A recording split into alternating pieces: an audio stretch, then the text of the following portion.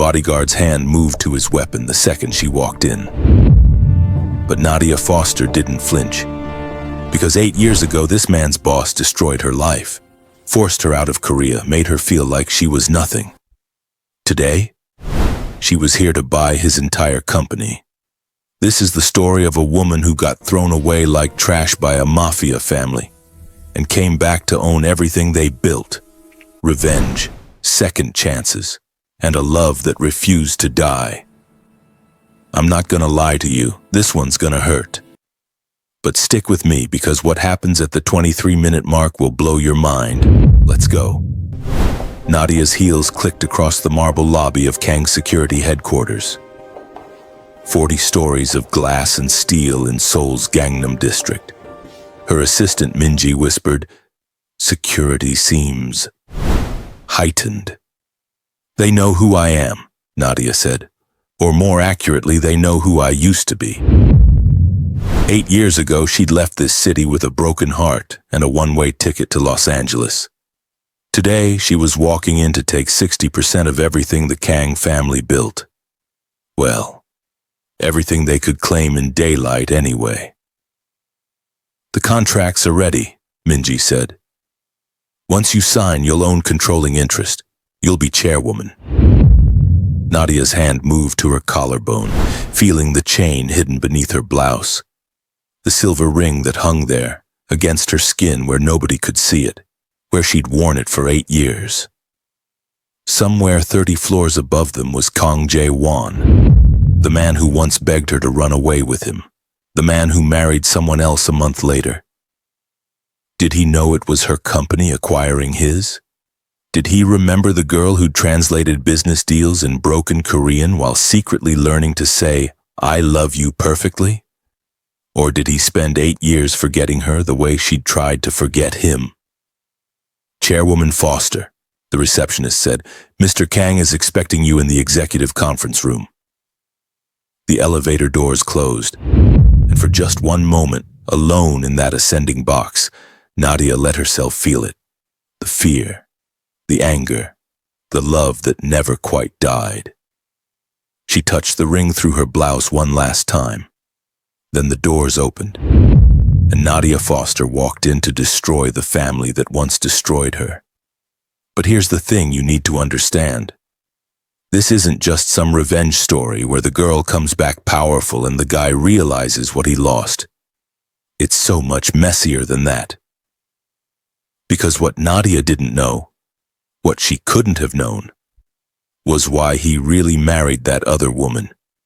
And when she finds out the truth, at the 18-minute mark, everything changes. But first, we need to go back. Back to when she was 20 years old and stupid enough to believe love could survive in a world built on violence.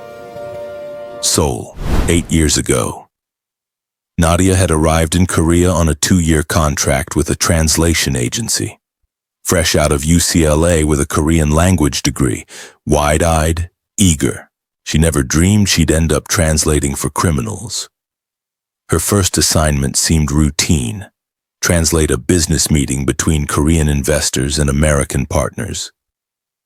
Except the investors were the Kang family, and the business was money laundering through real estate. She didn't know that at first. She just knew the money was incredible. The work was challenging, and the man sitting at the head of the table, watching her with intense dark eyes, made her forget every word of Korean she'd ever learned. Kang Jae-won was 26, heir to his father's empire, sharp suits that couldn't quite hide the danger in his posture. After that first meeting, he approached her in the hallway. "Your Korean is excellent," he said. "Where did you learn?" "UCLA. I majored in Korean language and international business." "And they sent you to translate for us?" Something flickered in his eyes. "Do you know who we are?" "Kang Holdings, real estate development and private security." "That's the polite version," he said, stepping closer. "You should probably find a different client, Ms. Foster." "Why?" "Because we're dangerous, and you're too..." He stopped himself. "Too what?" Too bright to waste your talent on people like us. But she didn't leave. The money was too good. And if she was honest, Kang Jae-won was too magnetic to walk away from. Over the next 3 months, everything changed. She learned to recognize the code words. Construction contracts meant protection rackets. Real estate acquisitions meant forcing people out. She should have been terrified. Instead, she was falling in love. And that's when things got dangerous. It happened slowly, then all at once. Late nights in his office when everyone else had gone home. Him asking her opinion on deals in a way that said he actually valued what she thought. Walks along the Han River where they'd pretend to be normal people. Coffee from street vendors that cost nothing but tasted like everything because he'd bought it for her. 6 months after they met, sitting on a bench overlooking the river, he said, "You should go back to America before you get too deep into this world." What if I don't want to go back? Nadia, what if I want to stay here with you? He looked at her then, really looked at her, and she saw everything in his eyes. The longing, the fear, the love he was trying so hard not to feel. You don't know what you're saying. I know exactly what I'm saying. I love you, Jae-won. I've loved you for months. You can't. His voice was rough. My family isn't. They'll never accept you. You're not Korean. You're not from our world. And my father has very specific plans for who I'm supposed to marry. Plans that don't include a black American translator with a conscience. Then we'll keep it secret, she said, kissing him. Just you and me. Nobody has to know. He searched her face. Are you sure? I've never been more sure of anything. That kiss tasted like soju and poor decisions and the best choice she'd ever made. For 2 years they hid their relationship.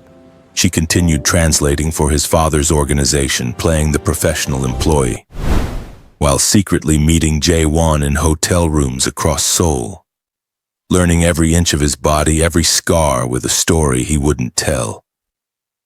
Every moment of tenderness he hid from everyone else. He was different with her. The violence he carried in his shoulders would melt away when he held her. One night, lying in bed in a hotel in Gangnam, he murmured, "Say it again. My name. The way you say it." Jae-won. She traced the tiger tattoo on his ribs. "Saranghae. I love you. I love you too. More than anything. More than this life, this family, any of it." "Then leave with me," she said. "We'll go to America, start over." "It's not that simple." "Why not?" "Because men like me don't just walk away. There are rules. Obligations." His grip tightened. "And if I tried to leave, if they thought I was betraying the family, they'd what? Kill you?" His silence was answer enough. They talked about marriage, about a future beyond Seoul's criminal underworld. He even bought her a ring, nothing expensive, just silver from a flea market. But when he slipped it on her finger, she cried like it was made of diamonds. "It's not much," he said. "It's perfect. You're perfect." He bought a matching one for himself, wore it on a chain around his neck, hidden beneath his shirts where his father's men couldn't see it. 2 years of stolen moments. 2 years of believing love could survive in the dark. Then everything fell apart in a single afternoon. And this is where everything you think you know about this story is about to change. Because what happened next wasn't what Nadia thought. For 8 years, she believed one thing about why he married someone else. She was wrong. And when you hear the real reason, in about 3 minutes, you're gonna understand why this story is so much more complicated than just, he chose his family over her. Stay with me. Nadia was in her apartment when her phone rang. Jae-won's number. "Hello?" Heavy breathing. Then, "You need to leave Korea tonight." Her blood went cold. "What?" "Jae-won, what's happening?" "My sister." His voice cracked. "They took my sister. The Song family, they have her. The Song family. Seoul's other major criminal organization. The Kang's rivals. Enemies. The family they'd been at war with for a decade. Oh my God! My father made a deal. A marriage alliance. Me and Song Mi-rae. It's the only way to get my sister back alive. The words didn't make sense. Couldn't make sense. Marriage? But I know what we planned, but if I don't do this, they'll kill her. My baby sister, Nadia, they'll kill her and send her back to us in pieces. There has to be another way. There isn't. My father already agreed. The wedding is in 3 weeks. 3 weeks. So what are you saying? Her voice sounded far away. You're choosing your family over me? I'm choosing my sister's life over our future. Pain laced every word. And I'm choosing to keep you alive. What does that mean? It means my father knows about you. He's always known. And now that I'm marrying into the Song family, you're a liability. Someone who knows too much, who could be used as leverage. He took a shaky breath. He ordered me to end it, cleanly, tonight. End it? You mean, leave Korea, tonight. I'm wiring money to your account, enough to start over somewhere safe. Take it and go. And if I don't? Silence, then quietly. Then my father will make you disappear. And I won't be able to stop him. Nadia slid down the wall of her apartment, phone pressed to her ear, her entire world crumbling. You're really doing this? I don't have a choice.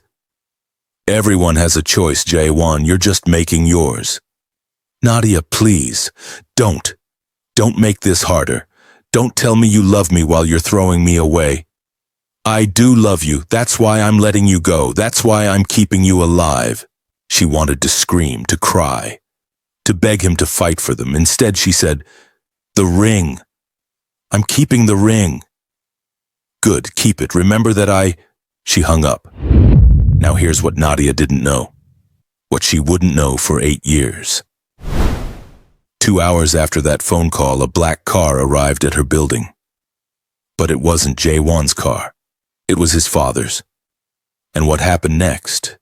What his father did to make absolutely sure she left Korea was something Jae-won't himself didn't even know about until years later. This is the part that changes everything. The car didn't take her to the airport. It took her to what looked like a police station. But it was FSS, the Korean Security Service. They detained her for 14 hours, questioned her about her translations for the Kang family, about her relationship with Jae-won't, about everything she'd seen and heard. She said nothing. Finally, a senior officer entered the room. Ms. Foster, you're being deported. Your visa has been revoked due to association with criminal organizations. You have 24 hours to leave the country. If you attempt to stay, you will be arrested. It had been orchestrated, all of it. Kang Min-ho, Jae-won's father, making absolutely certain she'd leave. Not just sending her away, but burning every bridge, making sure she could never come back. Nadia packed one suitcase, left everything else behind. Took a taxi to Incheon Airport with tears streaming down her face. At the gate, waiting to board, she saw it on the news. Celebrity wedding announcement. Kang Jae-won't, heir to Kang Holdings, engaged to Song Mi-rae. The photo showed them together, him in a suit, her in a hanbok, both looking perfect and empty. Nadia touched the ring on her finger. The cheap silver that meant everything. And made a promise to herself. She'd come back someday, not as the heartbroken translator who was thrown away, but as someone powerful enough that the Kang family would regret underestimating her. What happened next took 8 years. 8 years of building an empire from nothing. 8 years of turning pain into power. And when she finally came back to Seoul, she didn't come back asking for anything. She came back to take everything. Los Angeles 8 years ago. Nadia arrived with $50,000 in her bank account, the money Jae-won't wired her, and absolutely nothing else. No job, no plan, just rage and heartbreak and a silver ring she refused to take off. She spent the first month barely eating, barely sleeping, crying herself sick over a man who'd chosen duty over love. Her best friend Keisha finally staged an intervention. "You have two choices," Keisha said. "Let this destroy you, or use it as fuel." "I don't know how to do that." "Yes, you do. You're brilliant. You speak 3 languages. You understand business better than half the MBAs I know, so use it. Build something. Become someone they'll regret losing." Nadia looked at herself in the mirror, hollowed out, barely recognizing the woman staring back, and she made a decision. If the Kang family thought she was disposable, she'd prove them wrong. At 23, she took a job at a small private security firm, worked 100-hour weeks, learned everything about executive protection, threat assessment, security systems. By 24, she'd convinced her boss to let her handle security for a Korean electronics CEO visiting LA, used every connection from Seoul, called in favors. The job went perfectly.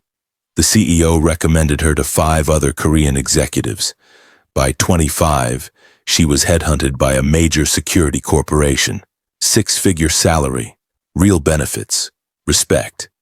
But Nadia wanted more than respect. She wanted power. At 26, she did something insane.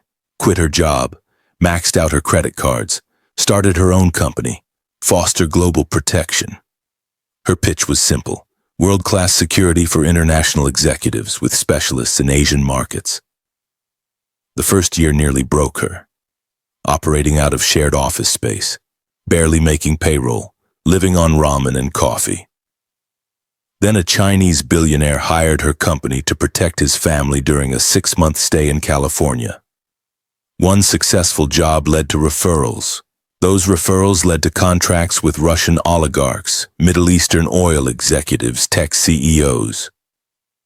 By 28, Foster Global Protection had offices in LA, New York, and London. Nadia had made her first $1 million. By 29, she had 200 employees and contracts worth $50 million annually. At 30, she was ready to expand into Asia. And there was only one city that mattered: Seoul. She'd researched carefully. The Korean private security market was dominated by one company, Kang Security, the legitimate arm of the Kang family's empire. They protected politicians, business executives, celebrities, made millions doing it, and they were bleeding money due to mismanagement and internal family politics. Perfect. Nadia spent 6 months building a takeover strategy, buying up shares through shell companies, courting investors, positioning Foster Global as the savior Kang Security needed. And then she made her move. Acquisition offer: $200 million for 60% controlling stake. The Kang board accepted within a week. They probably assumed Foster Global was just another American corporation that didn't understand Korean business culture. They were wrong. Because Nadia Foster was coming to Seoul herself, as chairwoman, as the boss, as the woman who was about to own everything Kang Min-ho had built. Meanwhile, Jae-won's life had become a prison. The marriage to Mi-rae had saved his sister. The alliance between the families had held. But the cost had been his soul. The wedding was beautiful in the way funerals are beautiful. Expensive, formal, full of people who smiled while calculating how to benefit from the union. Jae-won stood at the altar saying vows in front of 300 guests, and felt nothing but emptiness. His sister was there, safe and whole. That had been worth it. But Nadia wasn't there. And that absence was a wound that never healed. The marriage was doomed from the start. Mi-rae was beautiful, intelligent, perfectly trained to be a crime family daughter. She also hadn't wanted the marriage any more than he did. On their wedding night, she said, "We don't have to pretend. I know you love someone else." He looked at her, startled. "The American translator. I'm not stupid, Jae-won. I saw how you looked at your phone. How you disappear. How you wear a ring on a chain you think nobody notices. He touched the chain unconsciously. I had someone too, Mireille said quietly. Before this. My father ended it the same way yours ended yours. So they made a deal. Stay married for 5 years to satisfy their families. Be polite in public. Live separate lives in private. No love, no intimacy. Just survival. Those 5 years were torture, every night pulling out the photo album he'd kept. Pictures of him and Nadia, the matching ring he still wore, the last text message she'd sent before she blocked him. I'll keep the ring, but I'm keeping my heart too. You don't get both.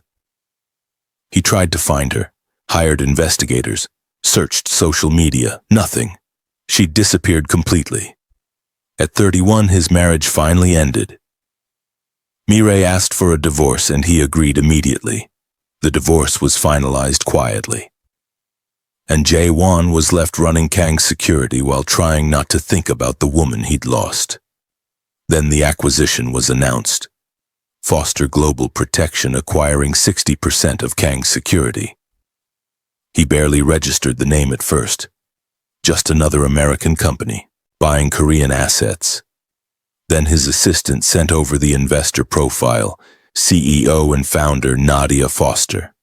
The coffee cup slipped from his hands, shattered on his desk, because there on his computer screen was a professional photo of Nadia. Not the 22-year-old translator he'd loved, but a 30-year-old CEO who looked like she could buy and sell his entire family. She was coming here, to his building, to decide his future, and he had absolutely no idea what to say to her. The conference room meeting was supposed to be professional, business only. But the second their eyes met, every wall they'd built came crashing down.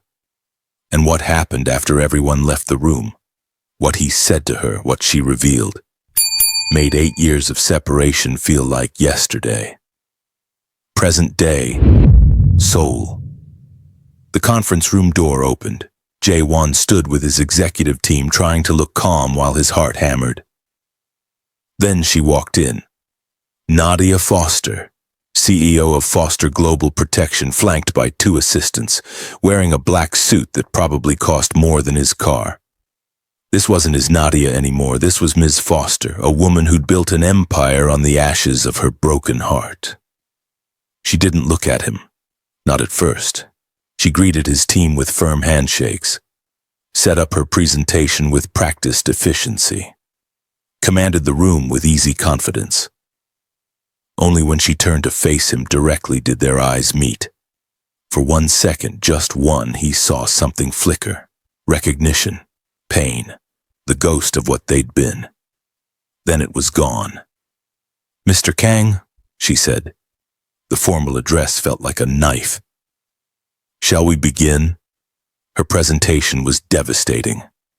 She dissected Kang Security's failures with surgical precision, pointed out every bad decision, every missed opportunity. Her offer was simple and brutal. Foster Global would invest $200 million and take 60% controlling interest. She'd become chairwoman. He'd remain CEO but report to her. Every slide was a reminder of what he'd lost. When the presentation ended, his team looked shell-shocked. Nadia closed her laptop with a decisive click. "Questions?" Jae-won't found his voice. "May I speak with you privately?" She raised an eyebrow. "Anything you need to say can be said in front of my team. Please." Something in his tone must have worked because she dismissed her assistants with a wave.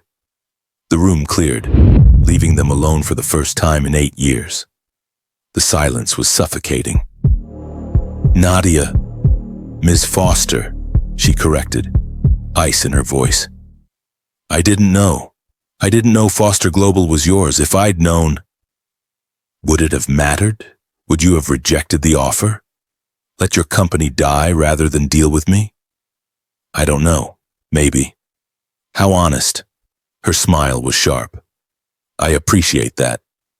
I never stopped thinking about you." "You got married." Her voice was flat.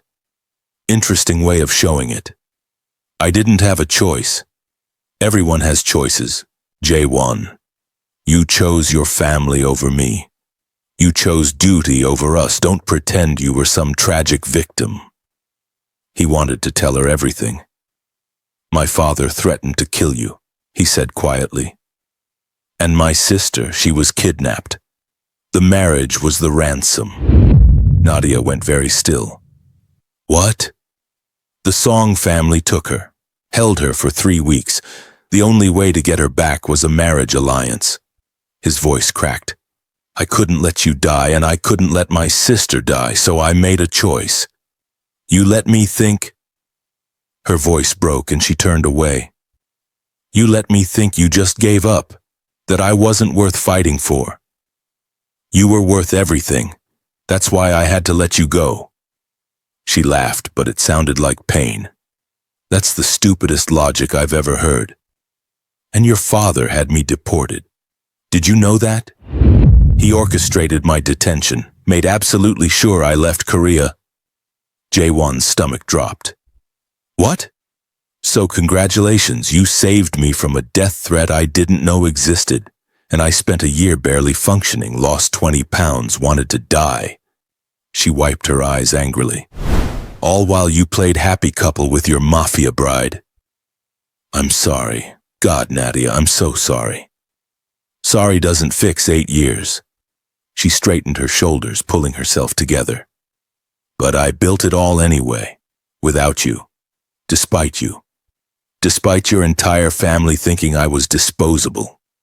You were never disposable. You are, save it. She walked to the door, paused. I'm divorced, by the way. Have been for 3 years. Mireille and I, it never worked. She turned back. Something flashed in her eyes. Good for you. Is there someone? He had to know. Are you seeing anyone? Her hand moved to her throat, and that's when he saw it. A chain, disappearing beneath her blouse. His heart stopped. Do you want my investment or not? She asked, because I have 3 other Korean security firms I could acquire instead. I need time to think. You have 48 hours. After that, my offer expires. She opened the door, then paused. For what it's worth, I'm glad your sister is safe. I always liked her. Then she was gone, and Jae-won't stood in that empty conference room, his world tilting. She wore a chain around her neck, and he would bet everything he owned that his ring was on that chain. Jae-won't accepted the deal. He had no choice. But more than that, some selfish part of him wanted her close, even if it meant torture. And torture is exactly what he got. The contracts were signed within a week. Nadia became chairwoman. He remained CEO. Her team moved into Kang's security headquarters. She was there 3 days a week. And those 3 days became the best and worst of his life.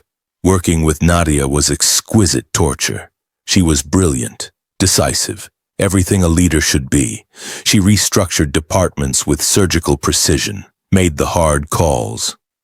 Within a month, employee morale actually improved. But the proximity was killing him. Her office was down the hall. Some nights they'd both work late, the building empty except for them. He'd see her light on, hear the click of her keyboard, have to physically stop himself from walking in there. 6 weeks in, he was working past midnight when he heard her office door open. She walked down the hallway in stocking feet, heels dangling from one hand, blazer over her arm. She looked exhausted and beautiful and achingly familiar. She stopped at his doorway. You're still here. So are you. I have an empire to run, she said with a slight smile. What's your excuse? Trying to prove I'm worth keeping around. She leaned against the doorframe. For a moment, she looked like the girl who used to meet him at the Han River.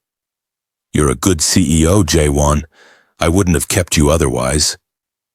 The use of his first name sent electricity through him. Nadia, don't. Don't what? This is hard enough without you looking at me like that. Like what? Like you still... She shook her head. Never mind. Good night, Mr. Kang. But she didn't move. Neither did he. The air between them felt charged, dangerous. You still touch your throat when you're nervous, he said. I noticed, in meetings, when the board challenges you. Some things don't change. Is it there? The ring? Her hand moved to the chain unconsciously. That's none of your business. You're wearing it. It's just a ring. You're a terrible liar. You always were. She looked at him for a long moment. I sold it, she said quietly. 3 years ago. Needed money for something, but I tracked it. Waited for it to show up somewhere. Bought it back at an auction 6 months later. Why? Because I'm an idiot who can't let go. Her voice was barely a whisper. Because even hating you, I couldn't stand the thought of anyone else having it. Jae-won't closed the distance between them, stopped just inches away. I never stopped loving you. Not for one day. Don't do this, she whispered. But she didn't move away. Please don't do this to me. Do what? Tell you the truth? I married the wrong woman, made the worst decision of my life, and I've spent 8 years regretting it. You did what you had to do for your family, for your sister. I understand that now. Do you? He reached out, almost touching her face before dropping his hand. Because I don't. I should have fought harder. Should have found another way. It doesn't matter now. She closed her eyes, tears slipping down. It's too late. Is it? Is it really too late? Her phone rang. She pulled it out, and he saw the name on the screen, Marcus calling. She answered, her voice shifting to something lighter. Hi, baby. Yes, I'm still at the office, just finishing up. I'll be back at the hotel soon. Who's Marcus? His voice came out strangled. She ended the call, wouldn't meet his eyes. Marcus Reed, FBI, agent. We've been together for 10 months. Are you... He couldn't finish. We're engaged. She held up her left hand. He'd been so focused on the chain at her throat that he'd missed the diamond on her finger. He proposed 2 months ago. The world tilted.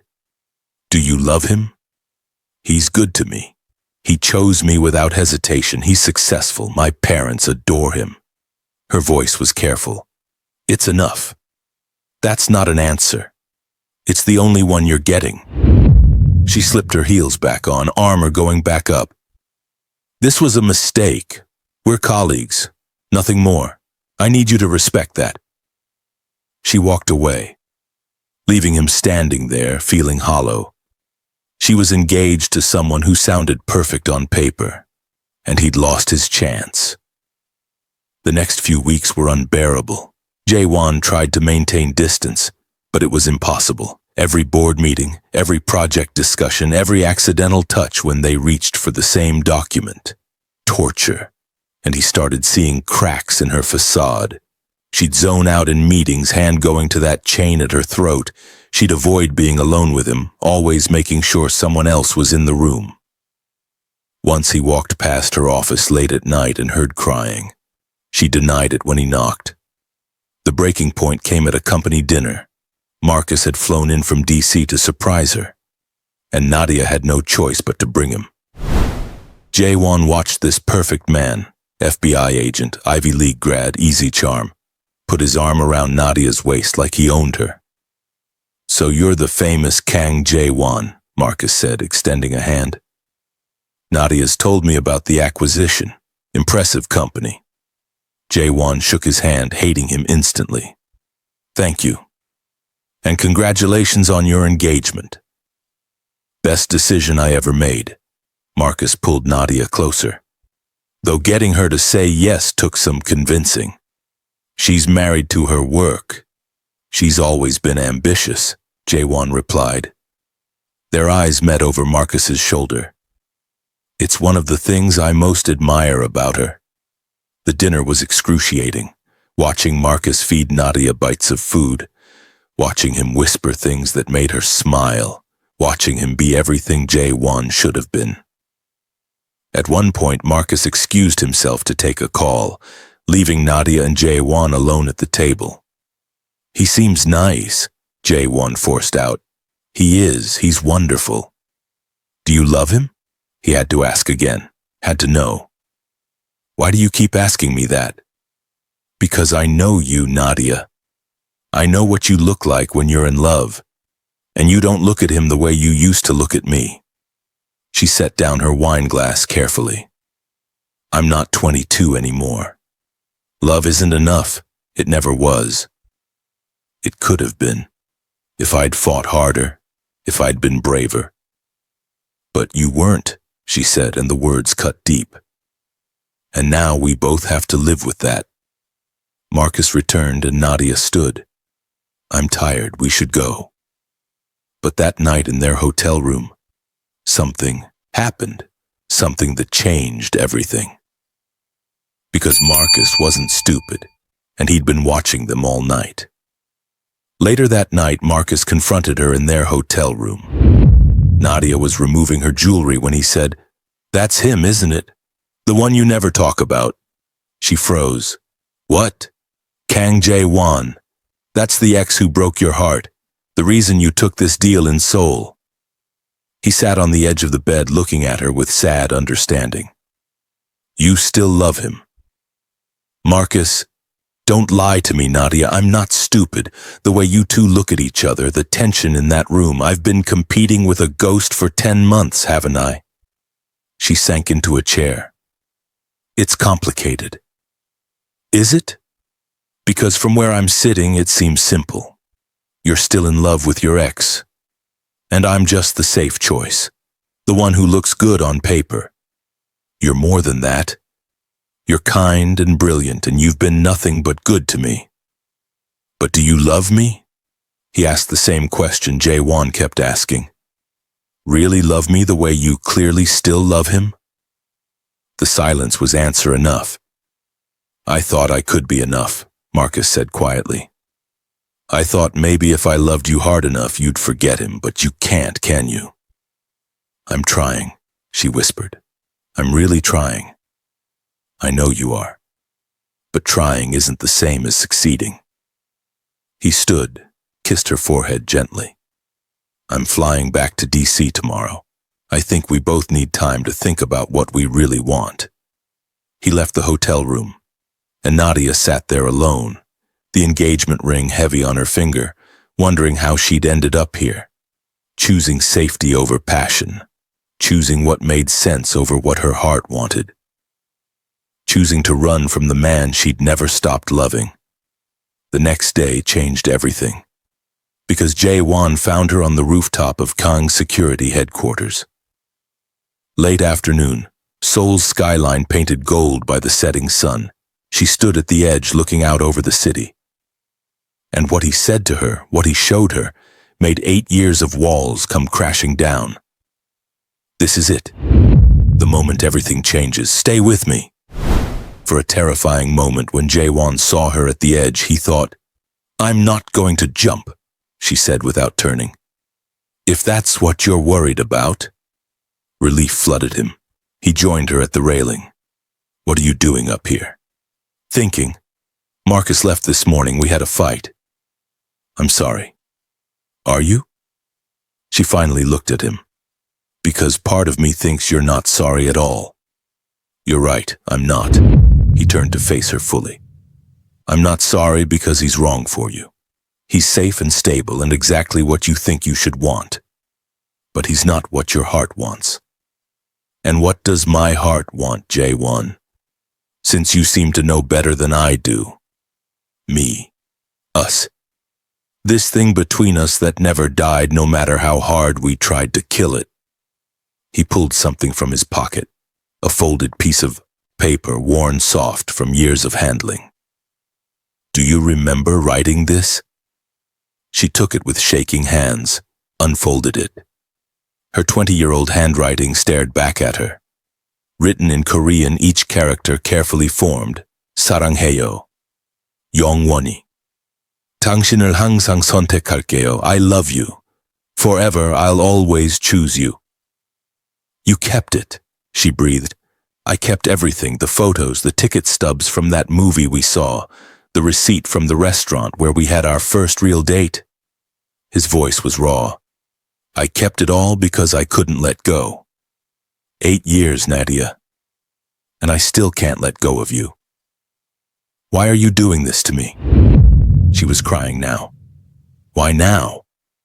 When I finally built a life without you? Because I can't watch you marry someone else again. I did it once and it destroyed me. I won't survive it a second time. He cupped her face in his hands, thumbs wiping away tears. I love you. I've loved you since I was 26 years old.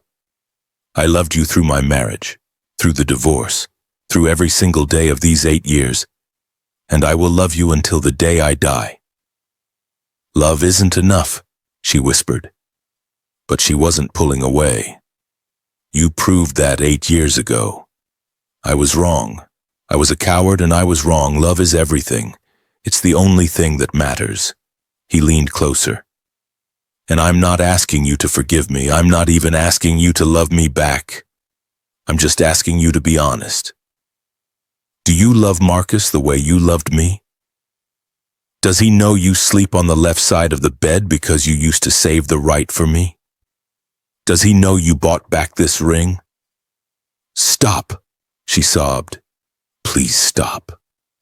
Does he know you're standing here wearing my ring on a chain while wearing his ring on your finger? Does he know you're still mine even after everything? She kissed him then, desperate and devastating. 8 years of longing poured into that moment. He pulled her closer, kissing her back like she was oxygen and he'd been drowning. It felt like coming home. Like every cliché about soulmates and destiny. When they finally pulled apart, they were both shaking. I hate you, she whispered against his lips. I know. I hate that I still love you. I hate that I never stopped. I know that too. Marcus is a good man. He deserves better than this. So give it to him. Let him find someone who will love him the way you love me. She pulled back, looking at him with red-rimmed eyes. And what about us? What happens now? Your father still hates me. Your family will never accept me. Nothing has changed. Everything has changed. My father has no power anymore. He retired, lives in Busan, can't touch us. Jae-won's voice was firm. And you're chairwoman of the board. You own this company. You own everything. I'm scared, she admitted. What if we try and it doesn't work? What if we hurt each other again? Then we hurt together, but at least we're together. He took her hand, the one wearing the chain. I'm not asking for forever right now. I'm just asking for a chance, one real chance to do this right. She looked at him for a long moment, then down at the engagement ring on her other hand. Slowly, she pulled it off, held it in her palm. I need to talk to Marcus face to face. He deserves that much. I know. And this doesn't mean I forgive you, not yet. You broke my heart, Jae-won. That doesn't just disappear. I know that too. I'll spend the rest of my life making it up to you if you'll let me. She pocketed the ring, then reached up to touch his face. 20-year-old me was an idiot. But 30-year-old me might be an even bigger one. Why? Because I'm about to choose you again. After everything, I'm still choosing you. He kissed her again, softer this time, reverent. I'll choose you every single time too, no matter what comes. 2 weeks later, Nadia flew to Washington, D.C. She met Marcus at a coffee shop near FBI headquarters, returned his ring. He took it with sad understanding, told her he hoped Jae-won deserved her this time, walked away with more grace than she deserved. She flew back to Seoul the next day, walked into Kang security wearing jeans and a simple shirt instead of her usual armor. Went straight to Jae-won's office where he was in a meeting with department heads. She opened the door without knocking. Everyone out, now! The executives scrambled out, closing the door behind them.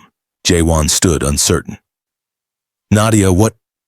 I'm not wearing the ring, she said, holding up her bare left hand. And I told Marcus everything, we're done. Relief and joy flooded his face. Are you sure? No, I'm terrified, but I'm doing it anyway. She walked to him, put her hand over his heart. 20-year-old me wrote that she'd choose you every single time.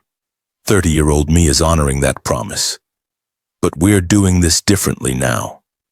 No secrets, no sacrifices, no choosing other people over us, just you and me figuring it out together.